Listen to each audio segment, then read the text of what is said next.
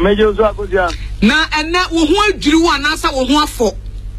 Nimianina, Miraho, and Masai, I am surprising, so me was I give me a come. You now video no show me, no.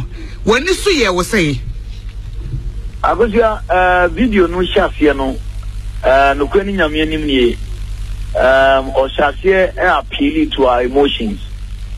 And my STS referee to Miko Jiska, and Mobish and Kwa, I go Pamasu.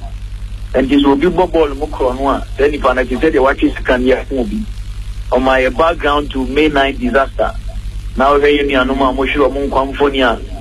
Na Areho. And Sana. Over my referees are negotiating matches. Na referee to me Jiska or Kanya or bribe now I can order what was your kuku on ferry or San kind when you might say or boss work as one. We are be that they don't record the media. No, but we see how the referee to make a overall bribe. I have a table for hunting. I focus Macron on from Macata, Jamadi or Hano de Brem. A Yara Husam. Na Koya Kofa Sports Authority for us, will be a friend of Agozo, or Genedia 1000 Patrick Agozo. Juina, I'm doing him recording job or some home running. I'm a Votarian, Patrick Agozo, yeah. Like I had the Obon Abasu. Then Honorable Safu Mensa on to Genedia $5,000. The Okopep under 17 Mukwayama player B. Mami Binsu as to a protocol. I was Sports Authority. A diner, one diner on to Genedia 1000. On the another Sayama who go Catano see. Maybe I mean, you know where Damasia. And I did the Asidian man or G. And I am Mammy Frederick or Katama for Edima National Sports Authority. On also I couldn't do intermediate or Genedia 1000 and no advance. HAS the account on a fee or Shisha couldn't do at the money pacro. And I did demand a BPA F in penny 4B at the Kokwea, our lawyer, Sanya Esco member. I doff my heart to him or no dear Ojana Gowns to say or Yene Jumasa or Nyokrom for 1 Yiskam. Yenia Yenia Sanida or Ekatama for me, and I didn't say. The mission may be taking notice. Imagine this kind of one. You may born a basso other network. Then Nakola out in a China or Manigi. And you know, MC the same at the comment. And so say, yeah, Pequine, Ama play a view on national team. Already do or no, yeah, referees appointment committee chairman, no sign Black Stars management committee chairman, or also or GB up require a player, retired referees, almost share referees, no, so not just the idea of infinity between nothing. Bon con na the enemy Guasia will Husempa after a match or a Japan. Consema, Cosina Chicafan, no video no mono, and Yasama Akono say or Japan said you want your discipline. I can niggas will be your discipline as everyone in Uni. Only one minister, on to mean the minister. Na or allowed or Casado. Now we can't go for the pa, no Musrono, Ugu Canada Park, and no San Panicho. It's more Kikafa in Japan, Nanyakono. No one that said no video in the Babon. Nani Nemunu, Yahweh Hoopa. I am a ya, a Omampenia Kufado, your Kafan. Kanya can say Omampeni or Tony Japadians and or Diba Bedi Mampeni into Uneska. A bush of food name say or Tony Bush Japadian to Uneska. Into Okoji $5 million mana or bet take you over the country. Na Osha, this is $5,000 a good tables na a Nigia as a Yanti Chidi forms the policy bag man who also. Na that's it out then upon I said we said who is gather. Oh, God bless you. God bless you. God bless you. Omanya Yutuku $8 million at the coach is 1.5 million Africa Cup of Nations as yeah. Basically now every 4 months and I'm today's with that. I can say, yeah, when it's our council at the Cabo and Catremi. Or see, yeah, Baba, build, operate, and transfer business. Maybe in what Aquajama Brunino, and Cabo and Catremo, yeah, Baba, fertilizer industry, obedient rules, no crowd, the Cheshire bottom. Now, all Casati Kucha, all money players, a tactics 442 formation. It's Canadian, open 5. Now, 5 for president, 3 for vice president Baumia, 2 for minister. Well, for me, 5 3821. It's a whole. Na ye time kra. We dan ma memram ye di kama ye na ya kwesemo akwasi agima mu nyina de sa report na ma ye. Na memra so say we ye experienced sports presenter. Wo de ba wo de chira emfie pi. Sa wo hwe de asia Ghana football ye koye nim sen.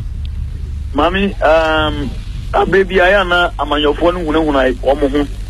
Football the other one to my FIFA be ban 2014 World Cup na ye koye no Ghana ye film quarter final Nigeria for ko omo nim chen ye omo be drew Abuja na Nigerian FA president ye che no koto afiase wakodi nyamra se manaso akoye sikasemu antutu e bia nko ye kro no se ye che no ye che na FIFA say Nigeria for FA president ni be on tiase obe ban Nigeria odi ban to Nigeria so no abaye hwehwem no hu se akwa no obokro no amba after all lifted ban in Nigeria for no abani Nigeria after president nti achepe face FIFA no so kro no so nti we die tememe ni o mampani akufo adwa ke no se kine ya FA ma gunu so ye clean no o ye security o ye hwan obi ankofi na the FIFA ban ye no meji video ni bi no anhwe semboni a ipe hwe Ghana football so die die na for ye reforms ta nye sadia the football in there need that because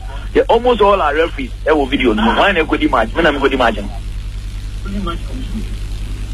then say league no if you say I don't know here e ba form pa we share referees wo mo ejeje bribe said e be ya matches bi be koyi am obi house for kwado mo fa ho didi wutimi so mo management kura ni mo ho hwe na anasa dwuma wo yenti ne yakotua sika bi ne de ama referee say e bi a woni ma house ma wo mo ene adinti house for kwada de wo mo efa ho didi wo bre bi ebi mpa na mo management kura eni mo hwe nti ye de ba fam a ye league ne ye ne dey I say suspend the league no because nipa o appoint referees no ho aka referees mpenimfo no mo di ni come ya appoint o mo ho aka referees dey be matches no be 70% waka and it's practically impossible to continue with the league and as a league no you suspend it na ye reforms ye to tiafo kra say PLB ni be chief executive officer for bi say Tony Bafo na businessman Dr. Kofi Amobi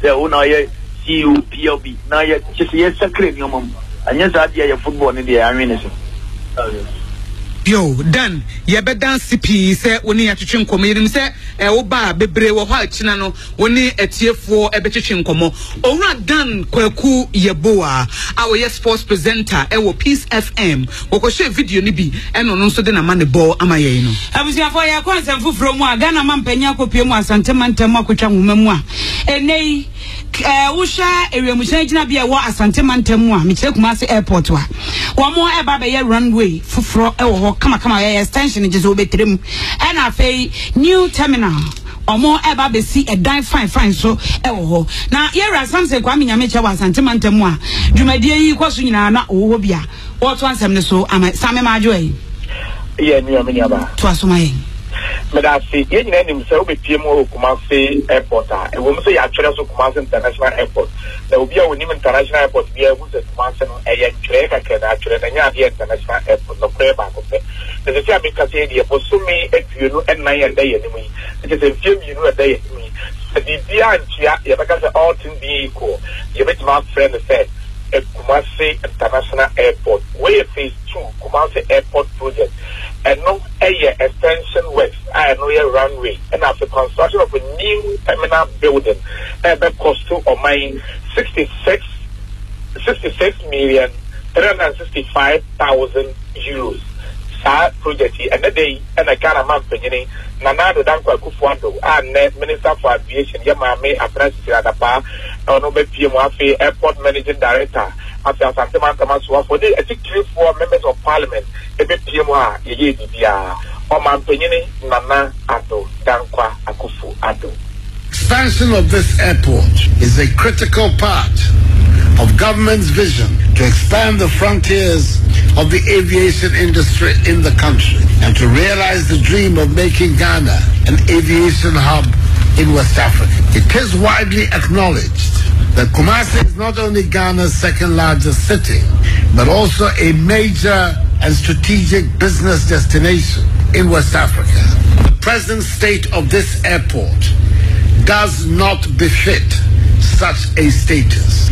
The expansion will thus give Kumasi the much needed impetus to reinforce its position as an important commercial and transformation center in Ghana and in West Africa. The second phase of the Kumasi Airport project, estimated at a cost of 66,350,000 euro, is expected to be completed in 24 months.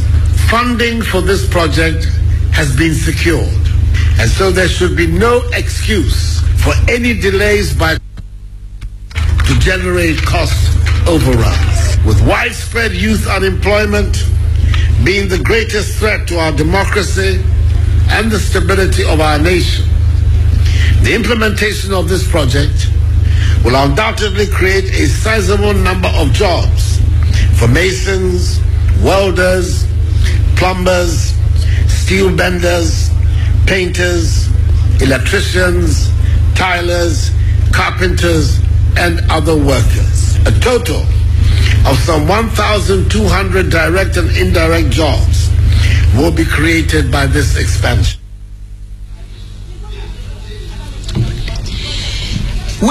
Yes, something Kwame Nyame che amane ba wo de free asante mantemu eba